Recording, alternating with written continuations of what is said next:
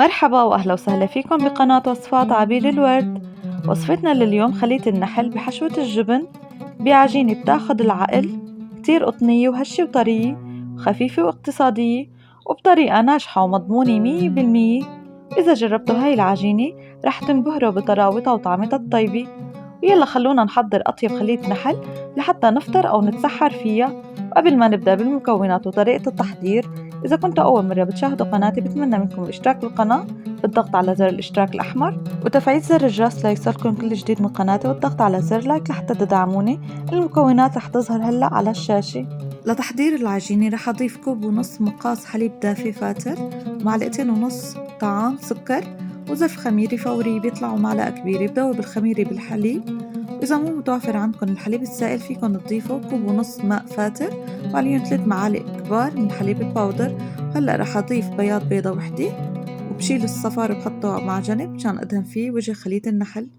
وهلأ رح أضيف نصف كوب مقاس من الزيت النباتي وبقلب المكونات مع بعضها، وبضيف معلقتين كبار من اللبن الرايب.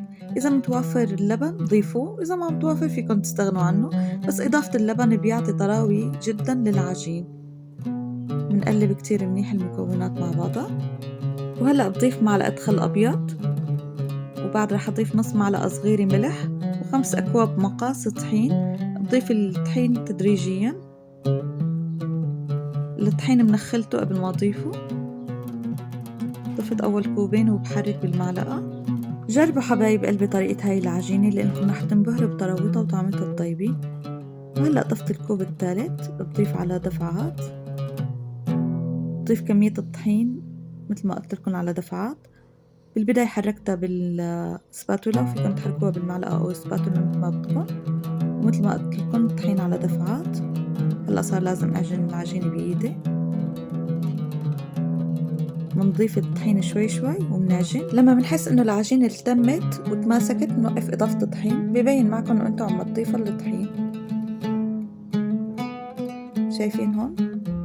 احتاجت كمان معلقة، كانت لسه عم تلزق، ضفت لها معلقة الطحين. يعني أخدت معي 5 أكواب طحين ومعلقة. هلا صارت العجينة تمام هيك. هلا بنقلها على لاجات نظيف أو زبدية نظيفة.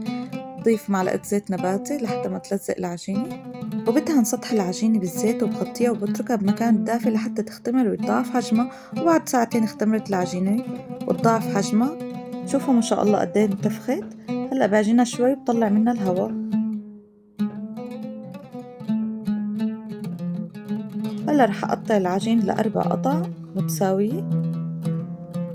كور القطع ل4، وبعدها بقطع كل كرة عجين لقطع متساوية بالحجم.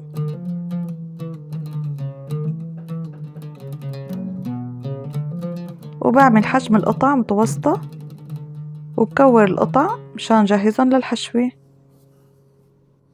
كرر نفس الخطوات لباقي العجين. نحاول نعمل القطع قد بعضها، يعني إذا شفنا في زيادة بالقطعة منشيلها منكورهم. تقريبا كل كرة عجين طالعت معي 6 قطع متوسطة. جبت صينية دهنتها بمعلقة سمنة ورشة طحين. أما الحشوة جبت جبنة عكاوي، وفيكم تستخدموا أي نوع جبنة، وضفت لها ربع باقة بقدونس مفروم ناعم. صفيت الجبنة من المي، بحاول أحط مناديل ورقية واسحب المي الموجودة بالجبنة. هلأ بجيب كرة العجين بفتحها بهاي الطريقة، وبحشي العجينة بالجبنة، وبسكر العجينة كتير منيح بهالطريقة حبايب قلبي. بنقفل الكرة كتير منيح عشان ما تفتح معنا ليصير عندي هذا الشكل. وبحطها بالصينية، برجع بكرر نفس الخطوات. بفتح كرة العجين، بحط كمية مناسبة من الجبنة، بقفل العجين كتير منيح. نكمل عمل باقي كرات العجين. كل ما خلصنا حبة بنحطها بالصينية. شايفين حبايب قلبي بهالطريقة. وهلأ بغطي الصينية وبتركها ربع ساعة ليتضاعف حجمها. وهلأ رح أجهز خليطة التلميع. بدي صفار بيضة ومعلقة كبيرة حليب ومعلقة صغيرة خل أبيض. بحرك المكونات مع بعضها. وفيكن حبايبي تضيفوا رشة نسكافيه بلاك لخليط التلميع تضاعف حجم العجين عندي. هلأ رح أدهن بخلطة التلميع. خلطة التلميع بتعطي لون كتير حلو لخلية النحل.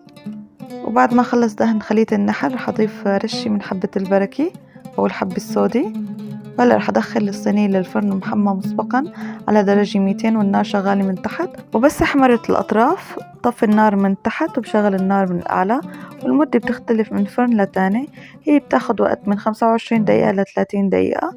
وهلا وهي سخنة ما شايفي بغطيها لمدة 5 دقايق لحتى تضل محافظة على رطوبتها وطراوتها. وبعد بطلعها من الصينية، وهذا الشكل النهائي لوصفتنا خليط النحل المحشية بالجبن. وصفة رائعة جدا وطعمتها شهية، وخصوصا على الفطور بكير جنب كاسة الشاي. ولا أطيب من هيك. فيكن حبايب قلبي تحشوها بأي نوع جبنة بتفضلوه بتحبوه، حسب انتو شو بتحبوا وشو بتفضلوا. شوفوا ما شاء الله طراوة العجينة، العجينة طرية مثل الغيمة عن جد، ولا أطيب من هيك. تحسوا ملمسها مثل ملمس القطن. لسه طعمتها بتجنن، طعمتها بتشهي القلب. بسم الله الرحمن الرحيم. الطعمة عن جد رائعة. حبايب قلبي جربوا هاي الوصفة ما رح تندموا، رح تعشقوا خليط النحل بعد هاي الوصفة. بتشكركن حبايبي للمشاهدة وللمتابعة، وإن شاء الله بشوفكم بوصفة جديدة وحلقة جديدة بأمان الله. كنت معكم أنا عبير الورد من قناة وصفات عبير الورد.